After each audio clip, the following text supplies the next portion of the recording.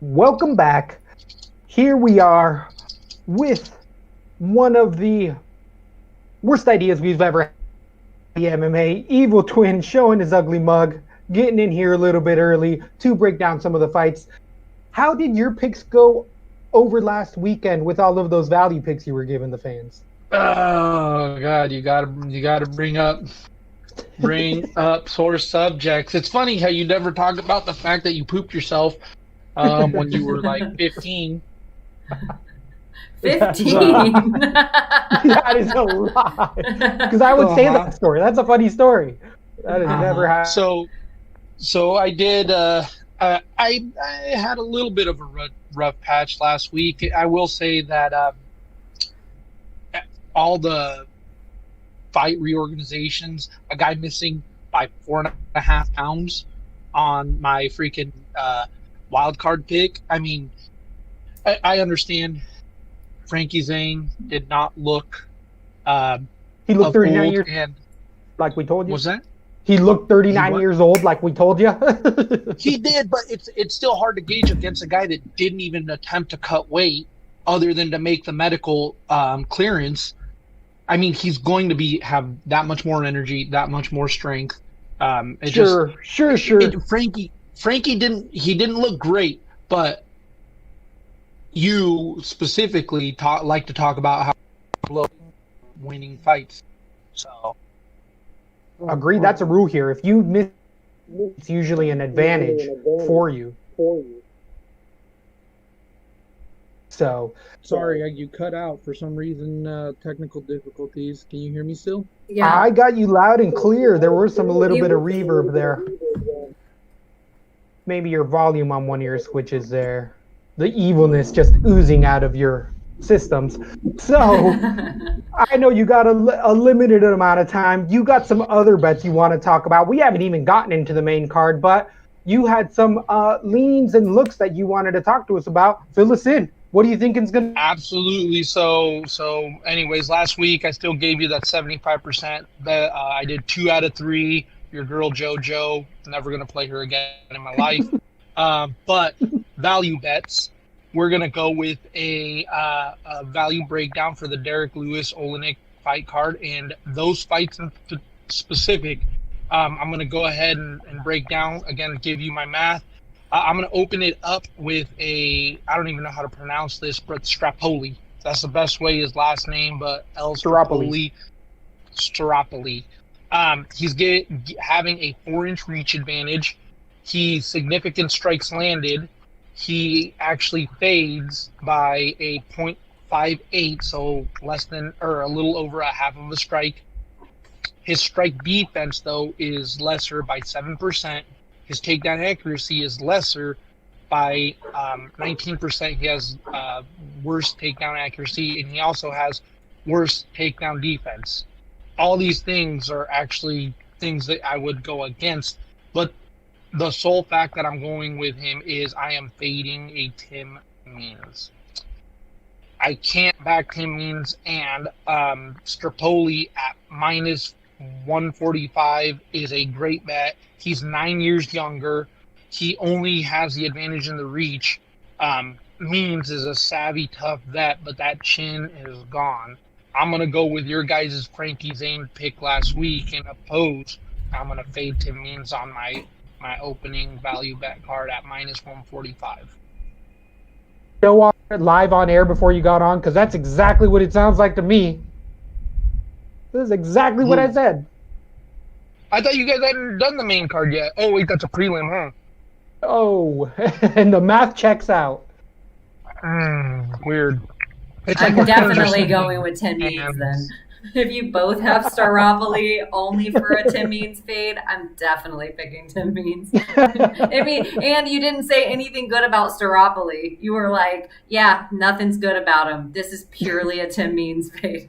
No, he has plenty of upside. Exactly what I said. He has plenty of upside. He has decent cardio. He has decent striking. He doesn't have the statistic numbers aren't accurate or aren't going to be in his favor because he has limited amount of fights. But what I did see is he outstruck Alves. I mean, he had the longer reach, sure, but he has good movement. He has good striking in general. enough to favor a Tim Means, especially Tim coming off of some less than favorable looks in his last couple fights. All right. Okay. So moving on to my next one is again not a fighter that I back, and I know Emmanuel is a huge lover of Beneil Dariush at minus 164. That's current betting lines.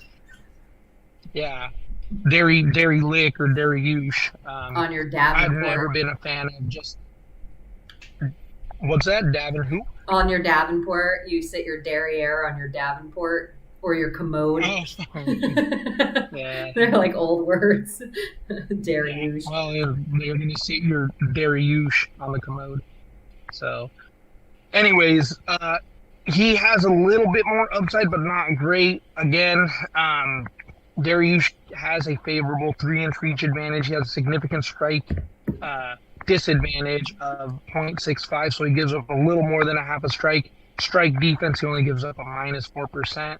Striking accuracy is way, way worse. It's a minus 27%, so he is not as effective as his opponent at 27% difference. But his takedown, not his striking. His takedown accuracy is 20% less than his opponent, but he has 15% increase in his takedown defense, so he's able to keep it standing way better. It does favor it because Darius is a world-class Brazilian Jiu-Jitsu practitioner, so him not getting the accuracy goes hand in hand with most Brazilian guys that can't take a shot for their lives. Makes sense, and for that reason, I mean, for one of several reasons, I've got to go with a Darius in this scenario. I'm not a fan of his. The math isn't all there, but the line is definitely plenty there to still be had. Where I favor Darius, and I think at minus 165 or 64, he's definitely worth the play.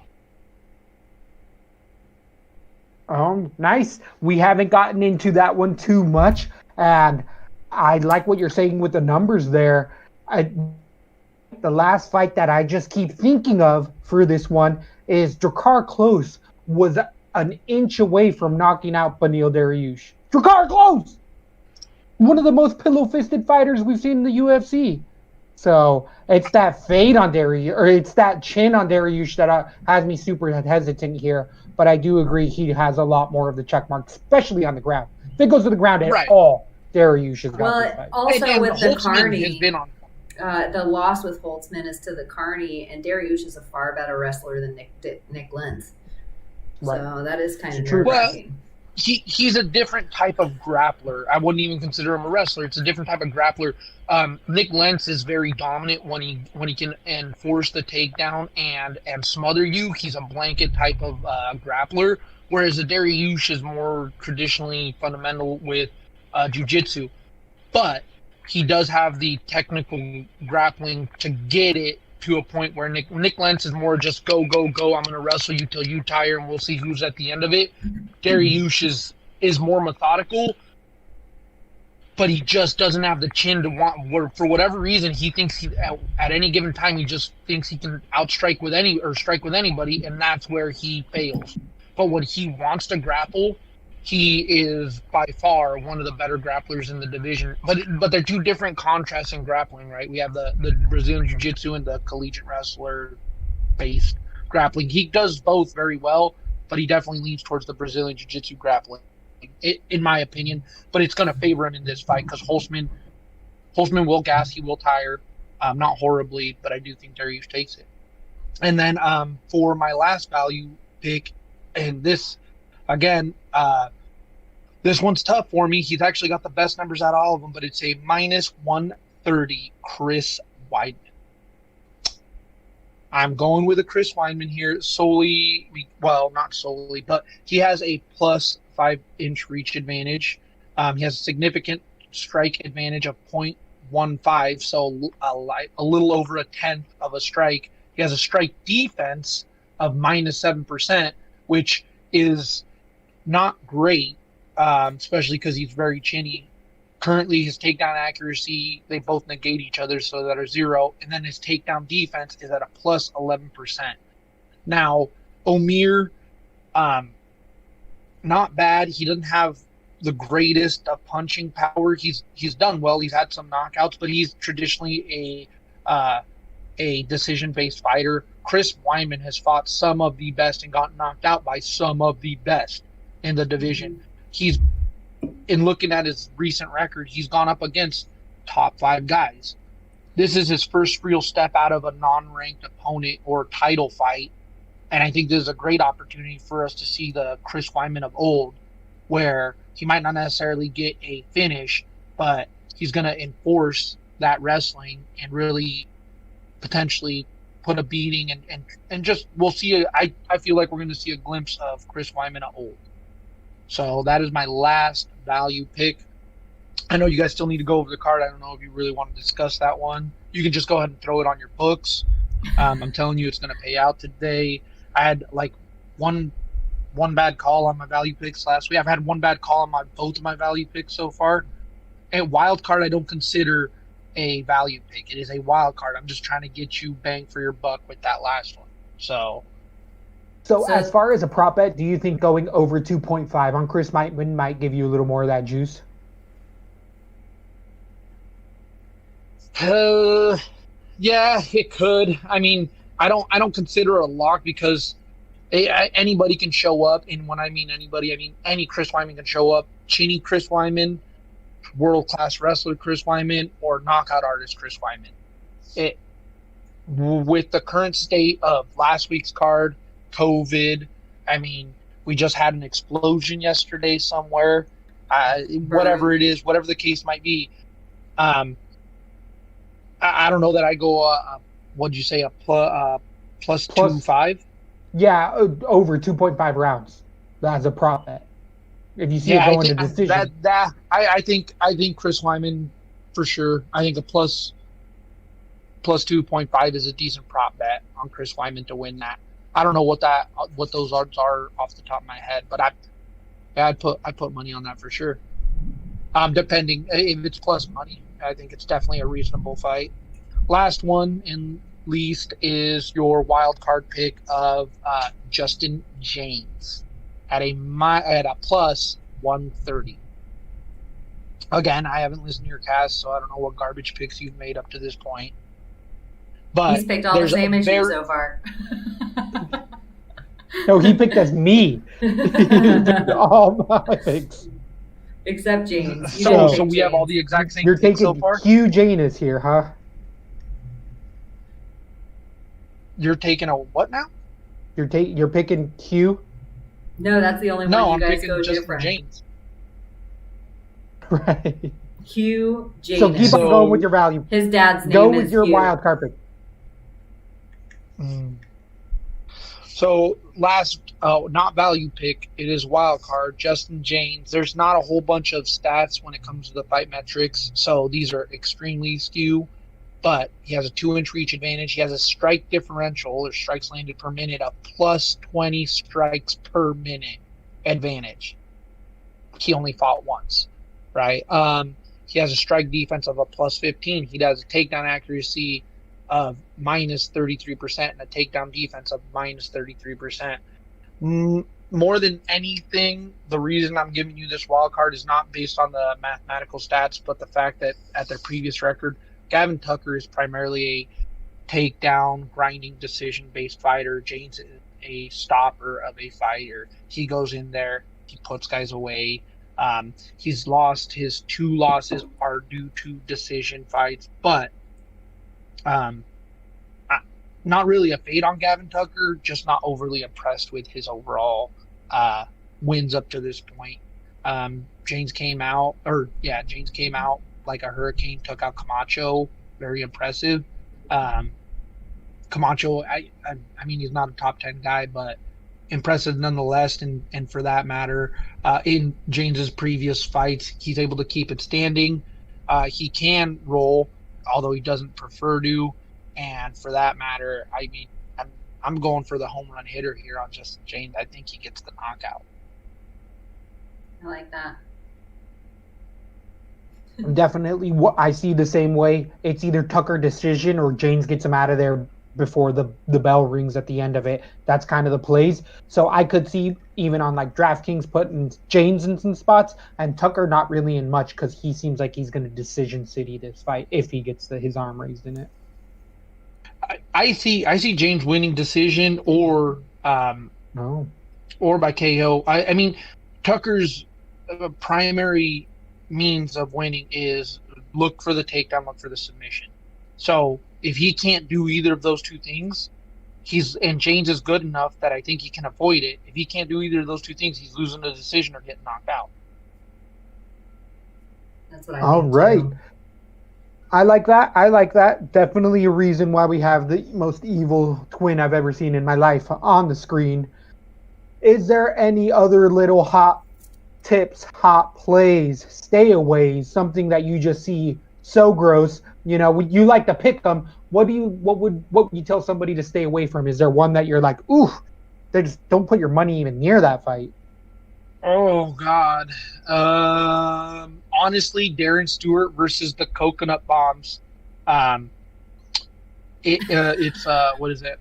The coconut bombs every time. Peel. Pitolo. Pitolo. I'm not even looking. I know who it is. Pitolo. He's such a. I can't pronounce names. I'm not great with that, but I that's a stay away. I like both fighters. I like what I've seen and they're both recent fights, but God, Pitolo. I mean, he has the name for a reason, and he looked like a beast his last outing. He can take a punch. He works great to the body. He has good hands, and he was able to turn off the cage. We haven't really seen him go the distance, but what we have seen him is he did go the distance against Callan Potter, where he got picked apart 30-27 against the 170 pounder. Yeah. So he gassed out, and then Darren Stewart is bringing your collegiate wrestling skill set, where he's going to put you up against the cage and try to. Now, like I said, he turned his last opponent and was able. I mean, I was just super impressed with him, but this fight could go either way. I feel like Stewart can put himself in really bad spots, especially against a power striker like Pitolo, whatever the hell his name is. You can call him coconut bombs. That's the name I was I'm mocking more than you saying Pitolo. I just hate coconut bombs. Oh. It's not a good enough nickname for you. Yeah, it's not the blonde fighter, but. Oh God, yeah, no. I mean, yeah, that's definitely another stay away. But either way, I'm staying away from that fight because it can honestly go either way, and it's I think that's a fun one. Well, I think it can be a fun one, but I think Stewart honestly probably grinds it out, but he can get caught in between because coconut bombs throws bombs. Got them bombs. All right, guys, I'm gonna have to let you guys go. If we did this a little later, I'd be on a little bit longer. Apologize. I got the world to save, and like your Carhartt overalls. Born in the fire. Born in the fire. Is that a diamond absolutely. Cup? Oh God, dude. This is what they had to keep on me while Emmanuel was at home, or else I'd beat the shit out of him. No, that's what they put on you so your head wouldn't bounce off the wall. You know, special kids, how they got those helmets? The only one that's head bounced off of anything is yours in the ground when our little brother dropped you like the baby you are. That dude was like 20 pounds lighter, hit you with an uppercut. Dude, you went cross-eyed for 2 minutes. That dude stood over the top of you like he was about to freaking stab a pig to death, and you were curled up. You didn't know what to do. You were like, don't do it! Don't do it! He's your brother! Oh, I was sitting there laughing like, damn, dude, this guy's like 20 pounds lighter. He just dropped this fool. So. All right, guys. You guys have a good rest of your day. Emmanuel, you suck. Well. So, the most evil one comes through again, spouting that hate all over the place. But we got a card to get back to. Woo! We talked a little bit about these fights, but we didn't go heavy duty into them. The main card, we have it starting off with Beneil Dariush against Holtzman. We already talked about this. We're close enough in proximity that I do have to say, it's been a lightning show outside, right? It has been going. There's been a few times I thought we were going to lose power. I was like, okay, we're still here. Sorry. I just had to make mention not to I need to start putting the Bruce buffering candle for the streaming gods. Oh, that's a good one. That's a good one for sure. But we did talk about this one a little bit at 55 with Beneil Dariush versus Holtzman. I think he brings up a lot of good points. As I would say, by far, Dariush is the better on the ground. Holtzman's been shown some good takedown defense, but when he gets down there, he can get stuck, and Dariush can do that. My only hesitation in this fight, as much as it is that Tim Means, is what I was saying. Drakkar Klose was so incredibly close to knocking out Beneil Dariush. Instead of Beneil Dariush taking down Klose and beating him on the ground, he decided to bite on his mouthpiece and charge forward. That's cool. That's fun for the fans. But let's say you have an educated striker that's like, oh, okay, he's just going to try to knock me out too. Let's go. I think Holtzman can lean back and land that finishing strike. We've seen it before against Dariush, where he's been winning the entire fight. Edson Barbosa, and then all of a sudden it's completely lights out. Ramsey Nijem did it to him as well. I see why a lot of people are picking Dariush. I think he's the right side of this as well. I think he should be the favorite, but I'm going to take a shot. I'm going to have a wild card in Scotty Hot Sauce Holtzman TKO round number 2. I don't think he's better than Dariush. I just am fading that chin. Who do you think you're taking in this one? This is so funny.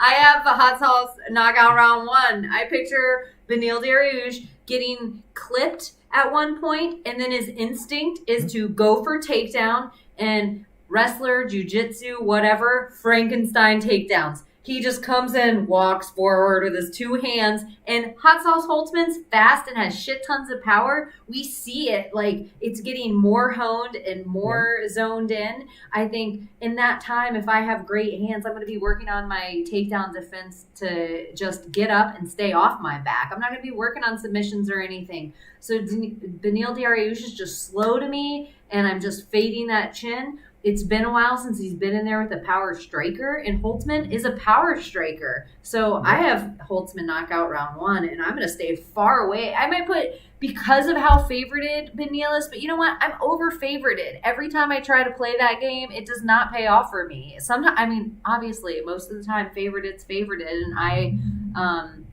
but this heavy favorited on Beneil Dariush, I'm like, are we watching the same fights? Yeah. Do you see their last fight? It's because people can only see the record that's, people are only looking 5 records back. But once glass-jawed to me, you're kind of always glass-jawed to me. Absolutely. Absolutely. I think the only one I've ever seen turn around ever has been Andrei Arlovsky. It's the only one. Only guy. Everyone else just kind of fades away. But on DraftKings, you're going to end up paying for the favorite here. Beneil Dariush, $9,100 against Scott Hot Sauce Holtzman, $7,100. I'm going to be playing Holtzman 20% of my cards. Benny, 10%. I'll probably go 30% then. Holtzman, 10%. Beneil Dariush, just because he's so expensive. But I see Holtzman being that salary relief. On DraftKings average points, Benny gets 72 against Holtzman's 82. So a full 10 more points for 2,000 less. Give me Hot Sauce Holtzman. And Beneil Dariush, I guarantee you, his last few fights has made that average go up on wins to 72. On wins to 72. I'm just like, I don't know about Beneil. I'm still not, I don't know about Beneil. And he didn't look like a fire starter in his last fight where I was like, remind me, he's hot sauce coming out. I love him. We've said that about Holtzman. We have been like, at first, we thought that first knockout with, was it Kim that he knocked out? Who did he knock out just a minute ago? We were like, okay. But then Jim Miller, he came out and to me, I was like, oh, if Jim Miller's able to put him down, we're in trouble here. And that's what everyone's thinking with this. But I would pick Jim Miller's jiu-jitsu over Beneil Dariush. And I think I'd pick Jim Miller's stand-up over Beneil Dariush. Like, I'd pick Jim Miller as the underdog versus Beneil Dariush, I think. I like it. I don't think you're wrong there. Again, it's that chin, as we're saying. That's been the number one factor for me. So I'm going to be looking to play up there. Hot Sauce Holtzman, looking for that finish in there. Fun underdog, definitely staying on the opposite side of Evil Twin for a reason. Then we move on to 135 pounds, where we have debuting Julia Streliaco. How are we? Julia? Stulyarenko. Strelenko coming against Yana Kunitskaya, Thiago Santos's fiance-to-be. We have the debuting. She's about to be our homegirl. We're going to be going hanging out with Thiago at training. I don't know. Absolutely. I'm manifesting. We got some ins. We got some ins. We got our first into American Top Team. So. And I'll be like, Dustin, what up? Remember when we met each other? And Masvidal, for that matter. Yeah. So. Hooray! Here, the debuting fighter is 9-3-1. She was in the Tough House, was the Lithuanian fighter. I do believe she has some judoka skills in there. Last coming off of a split decision win in Invicta. Prior to that, winning via armbar. She definitely likes to get it to the ground if she can. She is much more of a submission striker. Going back and watching some of the fights, she is getting better at 27 years old in that striking, but it's a big gap that she has to make up. On the Tough House, her fights, I mean, who was her coach that was just like, she doesn't know how to defend a left hand. It's so frustrating. Like, they just kept yelling, put up your hands. And she was so not there that she just gets picked apart by better strikers. If we see Strelienko in here, Strelienko not be able to get this fight to the ground, she's going to probably get knocked out. And I was thinking it was going to go much more to a decision, but Kunitskaya here at 12-5 has definitely fought the much better competition. Last losing via TKO by Banshee Scream. It was via Banshee Scream. Prior to that, and you said way back when, for all the people that have been listening, you always said Aspen Ladd's going to get figured out because all her fights get stopped due to Banshee Scream. Right, as soon as she doesn't have that, all of a sudden it's like, oh, she's a little deficient in parts. But a lot like this fight, Strelienko has to get that down, but she doesn't have the takedowns that Aspen Ladd does. She doesn't have that type of ground game. She can throw you, but Kunitskaya is shown against Lena Landsberg in there, against some other Renault. Those are both good submission, both good takedown artists that were unable to get Kunitskaya down. And I feel like that's what's going to end up happening here. I think Kunitskaya can keep it standing. And initially I had a decision, but the more and more I think about it, I feel like Kunitskaya is going to unleash and she can kill you by 1,000 cuts and get a lot of points here. But she has to fight off that takedown. But after round number 1, that takedown's pretty much going to be gone in my eyes. I'm trying to talk myself into a finish here, but give me a decision, Kunitskaya, right now. I could see myself owning her in a lot of spots. Who do you think are going to be taking in this fight? Me too. I think this is kind of going to remind Kunitskaya. I think people kind of washed her off after that Aspen Ladd. When the Lena Landsberg she beat was like at the peak of Lena Landsberg, doing everything good. And Marion Renault, I think, was off a win on the Kunitskaya fight. She friggin' fought Chris Cyborg. I think that alone. She's a more natural 135er. There isn't a ton going on this division. Yeah, I think Kunitskaya, she has the distance. She has Thiago Santos in her corner. If she works on her takedown defense and can keep it on her feet where she wants, I think, she's kind of, she comes in with more front kicks than side kicks than like a Holly Holm, but she kind of has that point fight style and she can stay on her feet. I do love that she is with Maheta. I do think her game's going to land at American Top Team. These are two big, huge factors that, coronavirus, travel, all the weirdness of the world.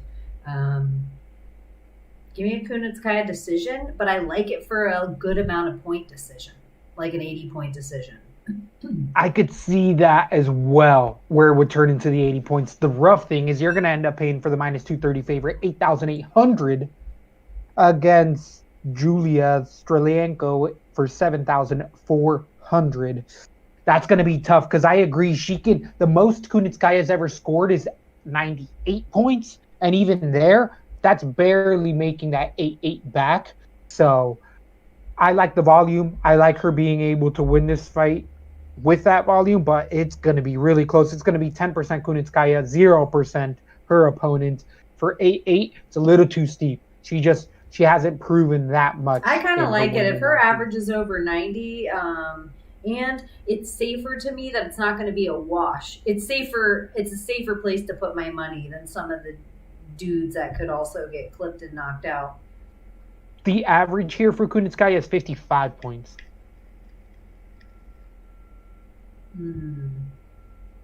With only one loss on that. Yeah, not for 8-8. That's not for 8-8. I thought you were saying her average was 80 points. And I was like, oh, that's no. The highest she's ever scored is 98 points. She's gotten 27 points, 40 points, 50. So, yeah, her max is only 100 points pretty much, unless she gets a round one finish. I feel like she's going to get that kind of night. I don't think this girl's even close to Lena Landsberg or even close to Marion Renaud level. I think she's going to have her highest level kind of night. So knowing all that, it makes me like, if I'm going to play, I'm going to play her on a third of my cards. I go main card heavy though on my Draftkings. I don't tend to play. I mean, I play a few with the prelim fights, but I tend to stay away from those. Definitely in there.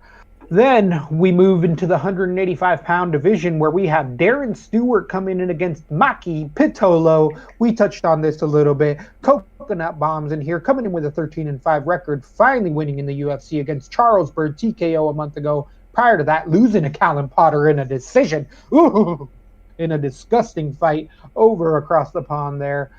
Winning his Contender Series fight. We know what we're getting with Coconut Bombs. He is, I believe, Ali Abdelasli's disciple there, so they always try to get them the best fights possible. But Pitolo just comes in banging. He throws a hard left hook, good right over the top, has serviceable high school wrestling. Really doesn't go to the wrestling in a fight, and other than use it in reverse to keep it striking. But what we saw at that 170-pound bout was that his gas tank and his durability was sufficiently diminished, and he's not going to have to worry about this at 85. He does have to cut because I believe he walks around at like 190, 195, but 10 pounds isn't going to be too big of a deal here. Against Darren Stewart, the dentist in here, 11-5. Love Darren Stewart. I like to play him in a lot of spots lately, especially since he's turned around that wrestling. He was a English kickboxer who realized once he got in the UFC that his gas tank was an issue for him, and he really turned it around. Even though he lost to Shabazian in a dirty split decision, he also knocked out Charles Bird because of that gas tank. Rattled off a couple more wins against Bevan Lewis and Darren Wynn, and last lost a decision at a Cage Warriors, which was actually a UFC bout that was canceled, and Cage Warriors allowed them to fight professionally. So technically UFC caliber opponent in Fabinski, and he lost a decision there where he was pretty much out-wrestled the whole time and just really couldn't get much going there. But even here, Fabinski, I think, would take Pitolo. The hard thing here is if that big punch lands for Pitolo, it's going to change the entire game. But I think Evil Twin was onto a lot of stuff there. Was he on Maki or Stewart? I think he was on Pitolo. I think he said Coconut I think he was on Pitolo as well, and that's where I'm a little surprised there. I do agree that the line's a little too far off for Stewart, but I do like Stewart on his side. Minus 140, I think I'd be much more comfortable with. At minus 185, it's hard to really put him into a lot of parlays. If anything, Pitolo is the better value betting side of that, but I do think Stewart's able to drag this into the second and third round and just grind it away on the ground, turn it into a decision type of a fight. But I do like Stewart here. Who do you think you're going to be taking in this bout? I have no idea how you would put Pitolo anywhere here. I was surprised when they let Darren Stewart go. I felt like they only let Darren Stewart go because he was a grind-out, boring type fighter. They never let him go. That's what I was saying. That Cage Warriors fight was a UFC card that fell out, and Cage Warriors still had a fight, and the UFC allowed Cage Warriors to have a professional bout. Oh, it was under the promotion. No, I know, but Cage Warriors is their gig, but I actually thought he got let go out of the UFC for his contract for a while. And I think this is under new contract. Maybe earlier in his career. You might be right on that. For sure. That sounds. I don't know. I know Cage Warriors is a UFC promotion, but I think he did get let go. But I remember it after a win, and I remember thinking, they let him go because he's a boring grind out style fighter. Like, they didn't like the way he fought. And I think everybody was surprised they let him go on a win. I might be thinking of the wrong dude. And I think that's what's going to happen here. I think there's anything going for Pitolo right now is the hype off the knockout. But anyone that was watching this dude come up, it's like, oh, he's not UFC caliber, you guys. Darren Stewart is totally UFC caliber. And I think you might not like the way he fights, but he has tons of ring IQ in there. And if he has to just grind you out and put his shoulder up against your face and up against the cage and then, take you down when he can, he's going to do that. He kind of is like a mini Curtis Blades. But I'm going to go Darren Stewart decision. I don't see a finish here, but Pitolo is also one of those guys that totally effing gasses out. And I can see him quitting at the end of the third round too. Right. So like he's fat in there. He doesn't fit 185. He could totally go down in weight where Darren Stewart's cut up in there. Right, and it's one of those things I feel like Pitolo, when he's knocking these dudes out in the first round, it looks really good. But when Callan Potter, who isn't UFC caliber in my eyes, is able to outground you in a decision because you have nothing left, I mean, I agree. After the first round, it's pretty much all Darren Stewart in that fight. Yeah, Darren Stewart decision. I got a decision as well. I'm going to end up going fairly light, though, unfortunately, because Darren Stewart, 8,600 on DraftKings against Maki Pitolo, 7,600. For a decision with an average of 50, it's going to be tough, especially because I see that, just maybe 3 takedowns, maybe 4 takedowns, and then just kind of position and not even ground and pound. Just kind of. That lightning bolt did pause us for a second. That was a good one. There was a crow that got shish kebabbed out there, I'm sure. I totally agree with you. He's not in the way that I did say a mini Curtis Blades. Curtis Blades allows a guy to get back up to take him down again, allows him to get back up to take him down again. Darren Stewart more gets you down and kind of holds you there. And so those points don't gather as much for him. I don't see him being a high-scoring fighter, even in a win. He's not. His last 2 decisions, he got 64 points against Wynn and 45 points against Lewis, where he was 72 and he won and still got 45 points. That's 30 points for the win. So he scored 15 points outside of the win. Yeah. It's going to be hard to put Stewart on spots, but because of that knockout potential for Pitolo, I got to put Pitolo on 10% of my cards. He has just that variance where Stewart's going to be a decision kind of work in force in there. So I don't see Stewart with a bad chin to me. I will not put Pitolo anywhere. I think Evil Twin was right on that one, saying he's staying away from that fight, and that's probably the best play for that one. Yeah. Then we get to the co-main event of the evening where Chris Weidman comes in at 185 pounds against Omari Akhmedov. Akhmedov in here with a 20 This could be a main record. event of a fight night. Don't you think this is a co-main event? Don't you think it could be a main event of a fight night? Former belt holder could always be a main event on his own, just because they'll show the promos with him with the belt on. I agree. This is actually a really interesting matchup because, as we were saying a little bit beforehand, this is by far the biggest step down Chris Weidman's had and the biggest step up for Akhmedov. Here, the 20-4 fighter is coming off of a 3-fight winning streak, getting a draw in there against Vittori, majority decision. He beat Al Hassan in a split decision, beat Tim Bosch, Zach Cummings, Ian Heinisch. Akhmedov is a decision machine. He is out of Dagestan, but doesn't really fight like a lot of those other Dagi fighters. He's much more sits back, will throw 1 and 2 punch combinations, will shoot for the takedown and stay on top. Doesn't have tons of power, serviceable fight IQ, but there's nothing that flashes. There's nothing that blows you out of the water by any means whatsoever in here. And against Chris Weidman, it's definitely finally someone that he looks like he has a legitimate shot in getting out of there, where Weidman on the ground, we did see in his last only win as of late against Gastelum, he is by far the way better ground fighter, not only in wrestling, but in that Serra Longo jiu-jitsu style. He just shuts people down. The thing is that Chris Weidman's got some terrible fight IQ at times. That spinning back kick against Rockhold, where he was winning 2 rounds against Rockhold, and then he throws the laziest kick in the world and gets finished in there. And I feel like even in some of his other fights, he's winning until he's not. Chris Weidman is up on the scorecards, and all of a sudden he eats a knee, he eats a left hand, and it's not just a stumble. It's a lights out, cut to living shit, and that durability is just finally starting to wane a little bit in there. If it gets to the ground, I do like the advantage for Weidman. I just don't know if Weidman's going to be able to get it in there. Akhmedov is a little bit shorter, but he really sprawls well in his takedown defense. I want to say I got Weidman in a finish here, but I think it's more likely going to go to a decision either way. This is a coin flip for a reason. I could wake up and go Akhmedov tomorrow, depending on the weigh-in, but I'm going to go Chris Weidman decision. I'm going to be ultra tentative on this fight. I don't think it's a high scorer on DraftKings. I don't think I have a good grasp on either side of fighter, because I really am honestly trying not to fade Chris Weidman in this spot is really what I'm trying not to do, because that's what I want. That's what my heart tells me to do.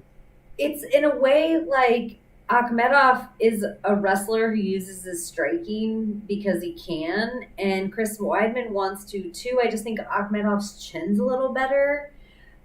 If this was a 5-round fight, it would be so much more comfortable to pick Weidman for me in this, and for him to play it different. I feel like for some reason these shorter fights, I don't know what he's doing in there, but like you're saying, it's like he almost has a gas tank left, so he can explode, and the explosions he decides to do have a dumb thought process behind them. Like he should have, with Yoel, maybe he should have exploded into the takedown instead of, or the opposite. The one he got caught with the head kick or the knee, he just went in for the slowest takedown, and the other one, it was just like, didn't Sousa knock him out pretty brutally? All of his knockouts have been brutal. And I feel like Akhmedov's not really a knockout artist, but he can land strikes, and like Timbo's decision, Ian Heinett's decision, they all just seem like such bigger guys than Chris Weidman. Are they 205ers? No. They're 85ers. Gosh, I just feel like I feel like Weidman's a way bigger guy than most of those guys. Well, see, that's the interesting thing with Weidman for me, is he went up to 205 and is coming back down to 185. That's an extra not good sign for me with Weidman. That actually, I could go Akhmedov right now because of that. Like I'm saying, I'm trying not to fade Weidman. I got decision and everything. I'm like, Weidman looks pretty shot.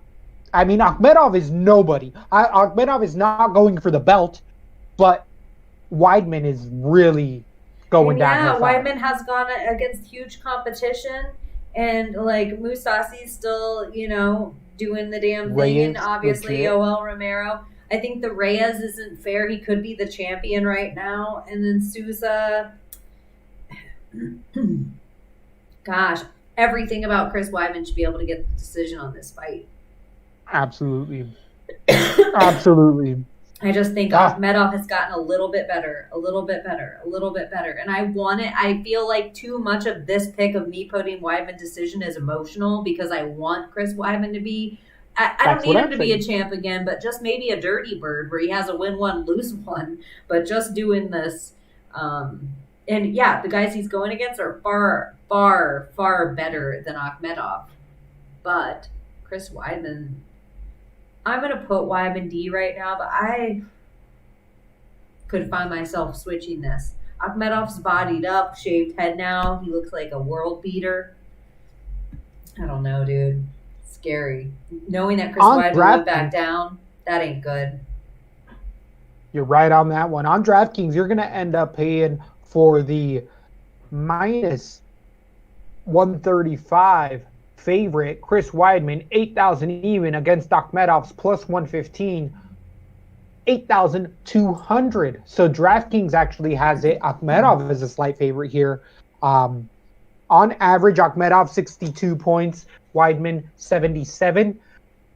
Much better competition for Weidman here. I feel like, this is the range I like to play if I have an option, but I could see Akhmedov getting the finish. I could see Weidman grinding out a decision. I'm gonna go 10 and 10% on either guy, but I'm gonna go 5 and 5% on each guy.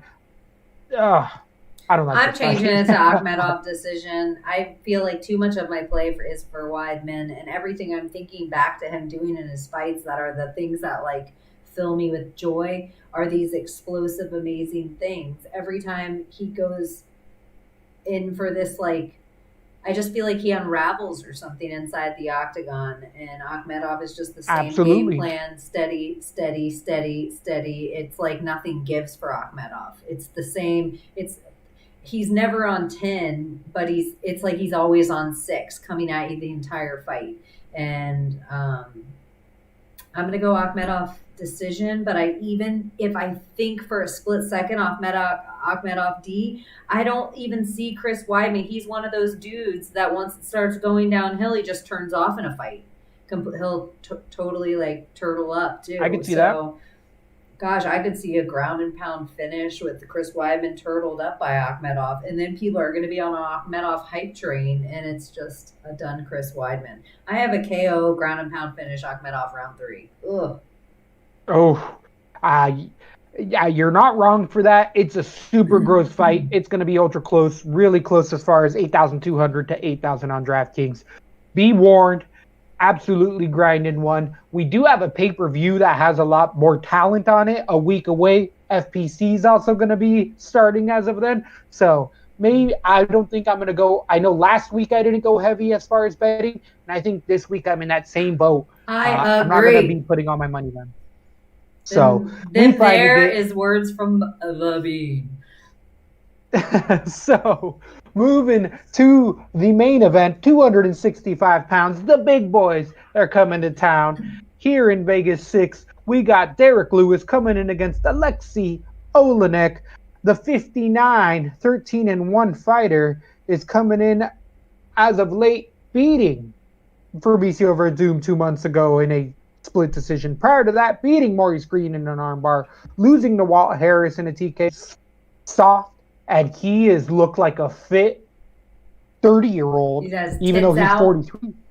Yeah, absolutely looking great. I mean, look at him and Verdum standing next to each other. Two completely different that bodies. Was a not fair Verdum. If we got Verdum from last fight, that was a whole new. We need Verdum on the acai bowls.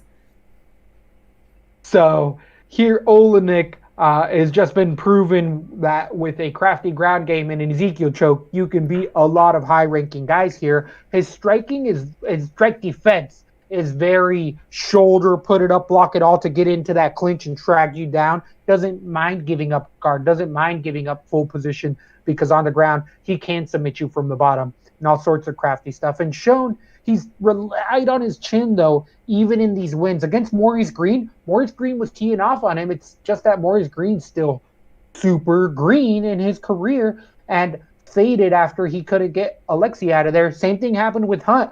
Alexei was able to just take a beating, not block everything, not take him down, just literally take a beating and then started to take him down. I feel like a lot of that Verdum fight was in the same boat.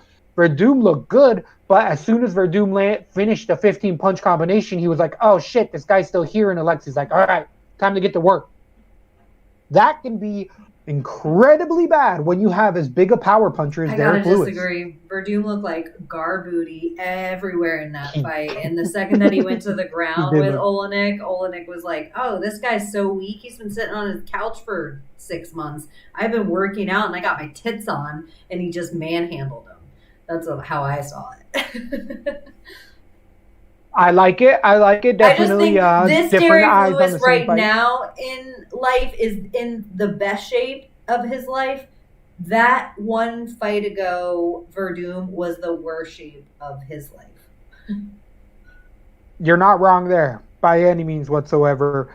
And here Derek Lewis is coming in with a 23-7 record, last on a 2-fight winning streak against Latifi in a controversial decision where Derek Lewis said, "I'm in Texas, boys. You should know something. It's going to be a controversial decision." And he absolutely got it because Latifi won that fight 29-28. But either way, prior to that, he ended up beating Ivanov in a dirty split decision. Derek Lewis showing us he can go a hard 3. 5, I don't know, but Derek Lewis has never cared about 5. He's like, whatever, just pay me and I'll do what I need to. Haven't we seen him in a few 5-round fights? Yes, but it's not good. Like, he takes the fights, but he doesn't train anymore for them. He just trains the same and is like, well, if we get there, we get there, but whatever. Like, I'll try to knock you out the whole time. But Derek Lewis is one of those guys that you can beat him from pillar to post. You can set strike records on his body, and then he will throw that overhand right against Volkov in the 3rd or 5th round and knock you out. He just has that type of power. He does get taken down, but Derek Lewis is one of those guys that is horrible to watch on the ground because he does things that shouldn't work, but he is so strong that he just gets up. And he says it. He's like, I don't practice stand-ups. I get up. And he puts one arm hook under your arm and just flips your whole body off from his back. He just sits up. It's not technically sound. Because they're like, don't do that. You can't do it too many times. You'll hurt your back. But he's like, I don't do it too many times. I do it that one time I need to. He's like, April, get the ice packs. Yeah. So Derek Lewis here, I feel like is going to have to be fighting off the submissions nonstop. But going back and watching the fights where Olenek was finished against Overeem and Walt Harris, it was just a crazy amount of power that got through that shell of Olenek. It wasn't that they were good punches, it's just the fact that Olenek's chin against these heavy punchers that Walt Harris is in that boat. He can't recover. And Derek Lewis has that killer instinct. Even if Derek Lewis is dog tired, if he hurts you, Derek Lewis will throw a spinning kick or a 15-punch combination and leave it out there. If he gets finished afterwards, he doesn't care because he has that thought process that you're probably not going to get through it. And in this fight, it takes one. If Derek Lewis clips him in that first round and sets off on 15 punches, I see Olenek going completely out.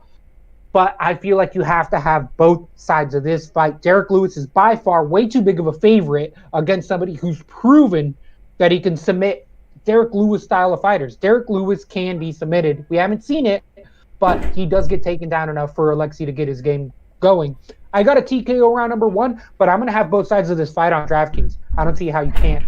I don't see it going all 5 rounds, but I might have just cursed it, and we get all of a sudden 25 minutes. A Derek Lewis fight? Absolutely. Because Derek Lewis fights are one way or the other. KO round 1. True. But he also fights a lot. Like, a weird thing about him and Olenek where they're the same is Olenek will give you that flash submission the last second of a fight. The same way that Derek Lewis will knock you out that last second of a fight. The difference here is, I hate to use it twice, but like caveman takedowns, like that Frankenstein takedowns. Olenek has Frankenstein takedowns, and he leaves too much of himself open. He just comes in, bro, I'm taking you down. And that's where we see Derek Lewis haul off. And you mentioned something about his kicks, and his kicks have gotten so much better every fight. No one's talking about Derek Lewis's kicks, especially his T kick straight up the middle. I think he can do everything he needs to keep Olenek away from him for long enough to lay out Derek Lewis punches. I think so much of Derek Lewis, even one clip, Olenek's not going to want to stand with him, and that desperation for the takedown. Derek Lewis is almost a counter striker that is so dangerous to get up against the cage. He's one of those kind of counter strikers. So I kind of see that happening here. I can see him in defense after he clips Olenek going in for a sloppy Frankenstein takedown, Derek Lewis laying off like one of those 8-10 punch combinations that you're talking about where like 3 of them get through, and we're like, God damn! And it, puts Derek Lewis, but the same exact thing, I agree with you here. You got to put Olenik on 10%. Like, I'm going to put Derek Lewis heavy on my fight night. For as heavy as I go, I like him as my favorite in the fight. But I love Olenik as an underdog on a card or two. I think it's easy. I do think Olenik, like you're saying, he looks better and better every time in there. The same as Derek Lewis. He's actually putting game plans together that I would normally say but the only thing I want to take away from that is Verdum went to the ground and Olenik won the ground. You still have to get somebody down. And Olenik just has really weird takedowns. So. I like what you're saying with that mummy takedowns because it is. He reaches for them. Which that's so much Frankenstein. It's kind of the same, but I like mummy takedown. Yeah, same thing. I love mummy takedown. He gets I could see an uppercut landing, which Derek Lewis does like to throw in there. This, we usually like to stack 5-round cards. This is not a stack. This is one or the other type of a play on DraftKings. I agree. Derek Lewis, 8,700 on DraftKings, the minus 230 favorite against Olenik, 7,500. So one or the other on DraftKings. As far as DraftKings, we've been seeing a lot of these captain cards, and I've been finally making a little bit of cash on it. The real play that makes the most is you got to pick the right captain. Obviously, it makes sense. The captain that scores the most, but he really sets everything up. But you know what? It's not just about that. You're right, the right captain, but it's really the logic is you cannot go with the most expensive person. You really got to play it like a mid-card level and down fight if you want to make your card right enough to get in the top. That's absolutely right. And that's where I was going to actually suggest here for captain plays. Somebody who I'm going to probably play in a few of those roles is either going to be Hot Sauce Holtzman because he's going to be cheap enough to really let me pick all the other favorites I like, or Stripoli because I have both of those guys finishing and they're both in that mid-range. And then I'll be able to pick my Weidmans, Kunitskayas, more expensive fighters. But I feel like Holtzman, Stripoli are the two guys I like as captains potentially for those lineups. Do you see anybody that you would think just you would because love of to play competition, it's so odd. It's somebody I would normally stay away from. Woo! Yeah, I would close. But I think I'm gonna actually maybe put Kunitskaya on a card as one of my captains. I do think she can lay out those kind of points that she needs to in this fight to bring her up to that 90 tier or 100 tier. I also, I don't dislike your Holtzman play. How much is James? Whoa, that was the longest. It's still going. Still going. Yeah. Thunder. How much is James? On DraftKings? Yeah, for a captain spot. 8-4. James doesn't make it to the captain, though. They're only playing the top 6 cards for captain play. So it's Staropoli is the last one against Dirty Bird Means. It's still going, that same lightning strike. The thunder is rolling. That was a big, huge one. Wow. And the thunder rolls. That makes and the lightning strikes. Bam, bam, bam. That's Kunitskaya. That Kunitskaya play was the flash mob from MMA gods did not like that. I thought they did. I thought it was the whole dance. Okay. They were like, put Kunitskaya as your captain.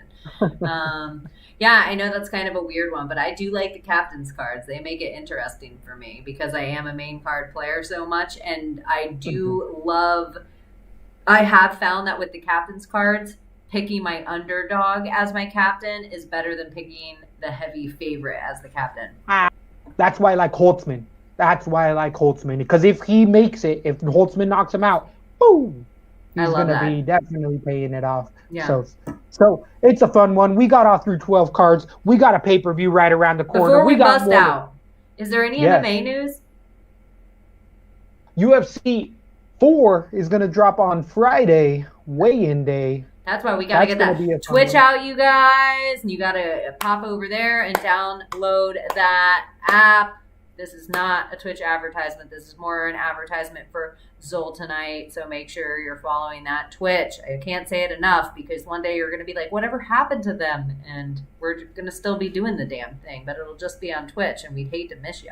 It's just so much easier to communicate. So if you're not a Twitch user, if you go over there, you'll totally understand. And our whole community's over there of people we fight pick championship with, and then you can check out some of those assholes too. Which was going to be the other one. Be sure to be on and watch the entire Fight Pick Championships. The seasons are revamped. The players are getting updated. We're definitely going to have a fun show. We're going to get a belt in the studio soon enough here. It's going to make it that much funner. That's coming your way.